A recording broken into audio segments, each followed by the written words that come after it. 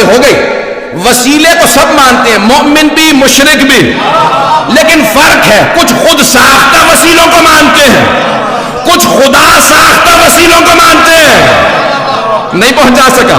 کچھ خود ہی بنا لیتے کہ پروردگارہ تو اسے مان لے. کچھ مسلمانوں نے بھی ایسے کیا, اسے بنا اسے بنا اسے بنا, کیا پروردگارہ ہم نے بنا لیا تو مان لے. اللہ نے کہا خبردار بنا کے نہ لاؤ, میں جسے بناؤں اسے مانو. جو ہے میرے قرار ہے وہ کل کا مددگار ہے, اس سے ہمیں بھی پیار ہے. او نعرہ علی, چلیے گا, پریشان تو نہیں کر دیا, اور اگر ہو گئے تو تھوڑا سا اور پریشان ہو لیجئے. اچھا جانے گرامی, ائمہ علیہ السلام کی سیرت میں دیکھ لیجئے, ہر جگہ پہ ملتا ہے, اور سرور کائنات کی صحیح السند حدیث ہے.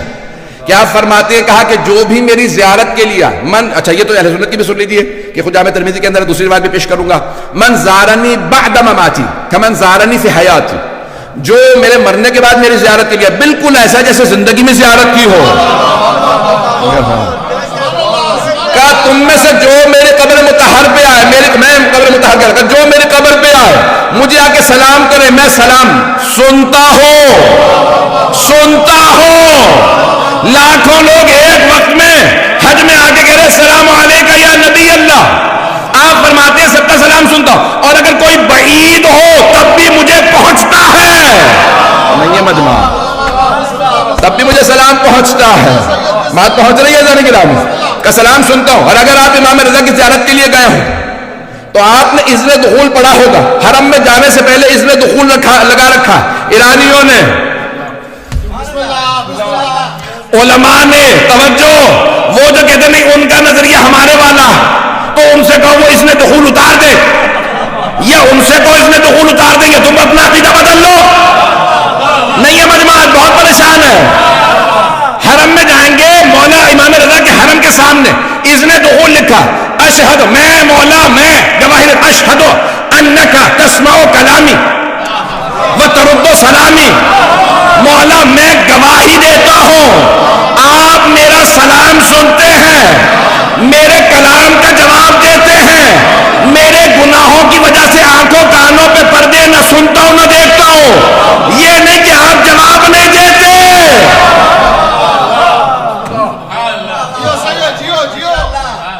بدلنا پڑے گا نا, تو قرآن بدلو, حدیث بدلو, زیارات بدلو, سب بدلو, نہیں تو بھی سب مانو. پتہ نہیں لوگ ہیں یا نہیں ہے, یا مانو تو سارا مانو. عزیزان گرامی, یہ سب جگہ پہ موجود ہیں, کتنی جگہ پہ انکار کیجیے گا. یہ شیعہ عقیدہ یہی ہے. اگر آپ سے کہ نہیں یہ نہیں تھا, آپ جہالت میں تھے, کہ اچھا میں آج جہالت سے اٹھ گیا, تو بتا تو کب جہالت سے نکلے گا. عزیزان گرامی, اہل بیت علیہ السلام کی عقائد رکھیں, عقائد وہ رکھیں, وہ بنائیں کہ جو قرآن میں آئے ہیں, جو حدیث کے اندر آئے. عقیدہ وہی ہونا چاہیے. بات پہنچ رہی ہے عزیزان گرامی؟ وقت تمام ہو گیا, نہیں تو میں اور اس کو تفصیل سے پیش کرتا. میں نے ایک اور مسئلے کو بھی پیش کرنا تھا, میں انشاءاللہ وہ کل پڑھوں گا, زندگی میں انشاءاللہ پیش کروں گا تفصیل سے. لیکن ایک اور سن لیجیے عزیزان گرامی, کہ یہ آخری دلیل پیش کر رہا ہوں. بہت سے مطالب ہیں, یہ موضوع میں نے کہا نا 1.5 گھنٹے بھی پیش کروں تو کم ہے.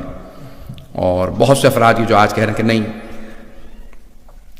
مدد نہ مانگو, یہ جو اتنے بڑے بڑے علماء جا کے حرم پہ صرف سلام نہیں کرتے بلکہ ناک رگڑتے ہیں, وہاں سے مانگتے ہیں, یعنی یہ آپ زیادہ سمجھ گئے ہیں 2 کتابیں پڑھنے کے بعد. مجھے سب سے زیادہ پرابلم یہ ہے کہ کوئی ایک کتاب پڑھ لیتا ہے, اور جس نے ایک بھی کتاب نہیں نہ پڑھی ہوتی وہ اپنا کو سب کچھ سمجھ رہا ہوتا ہے. جو کتاب پڑھ لے وہ کہتا ہے بھی میں علامۃ الدہر ہوں, مجھے سب سمجھ میں آ گیا ہے, اور یہ فضائل کہاں سے پڑھ دیے, یہ کہاں سے پڑھ دیا.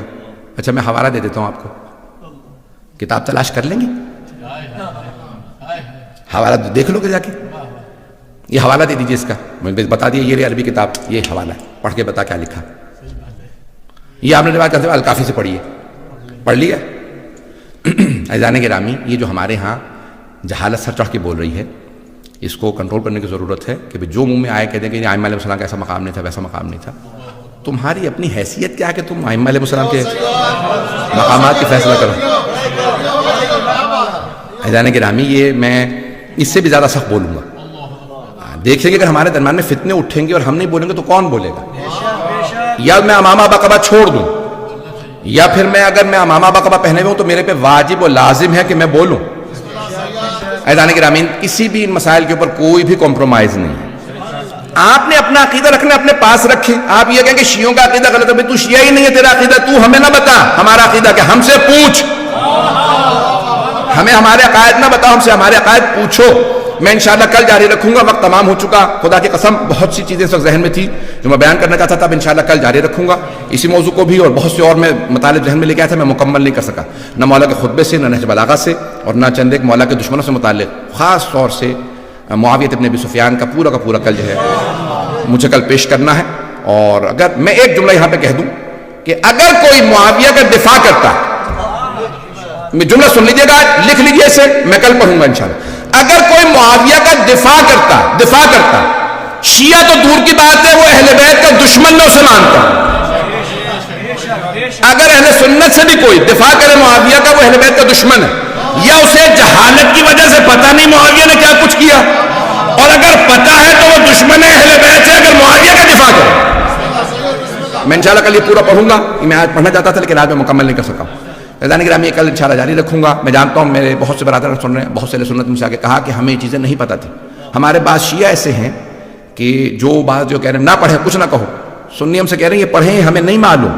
لاکھوں ہزاروں کی تعداد میں اہل سنت جو ہیں وہ شیعہ جو نہیں ہوئے وہ بھی نہیں، جو کہتے ہیں ہم سنی ہی ہیں لیکن ہم جاننا چاہتے ہیں کیا ہوا، ہمیں نہیں بتایا گیا کہ کیا کچھ کس کے ساتھ زیادتیاں، کس کے ساتھ ظلم ہوا. نہیں پتا تھا ہمیں کہ امام حسن حسین کے قاتل ہیں باپ بیٹا معاویہ یزید. عزیزان گرامی، جناب امیر آج بھی مظلوم ہے.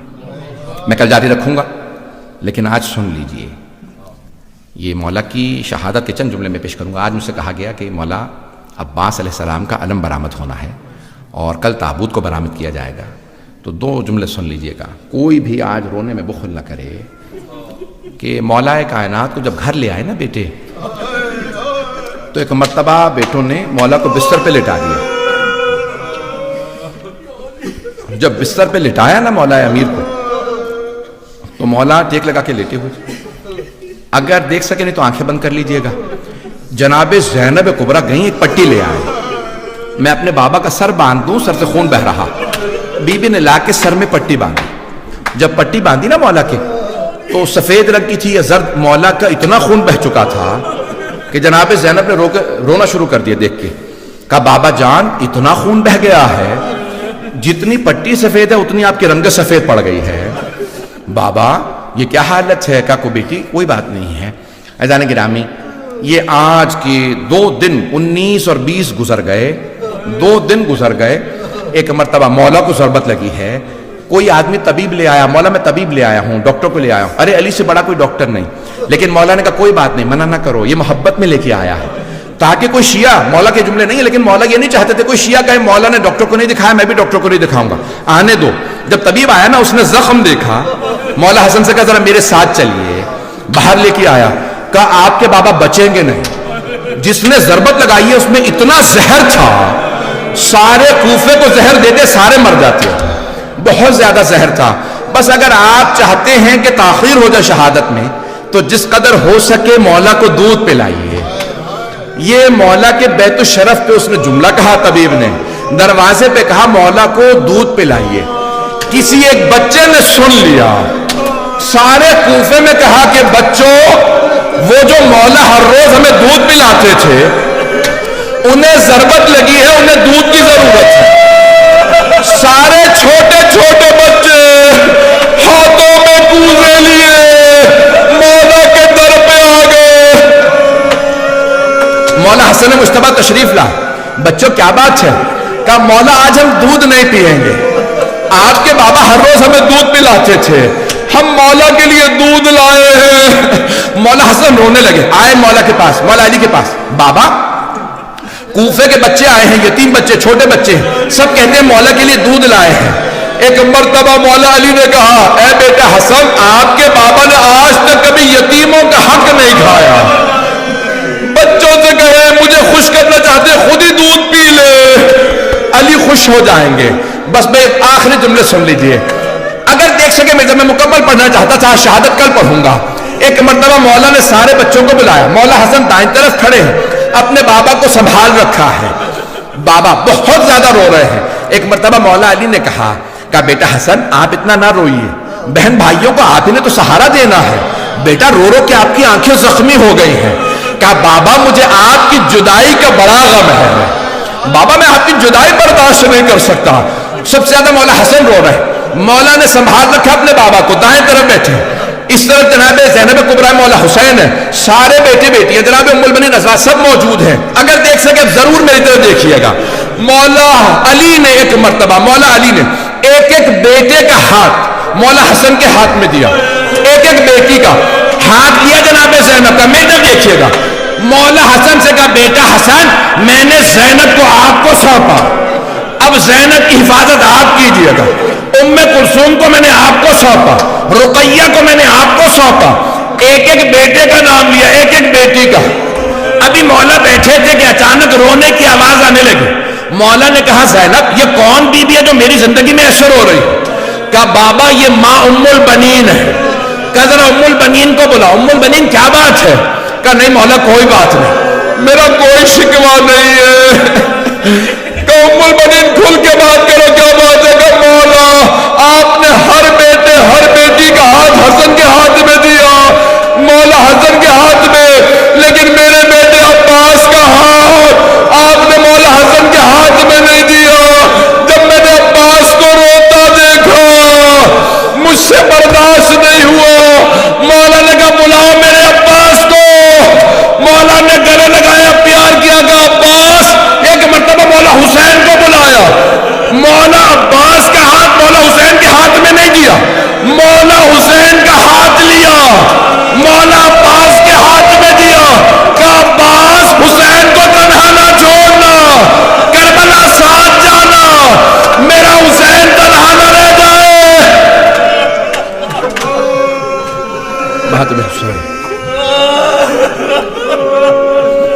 ماتم حسین.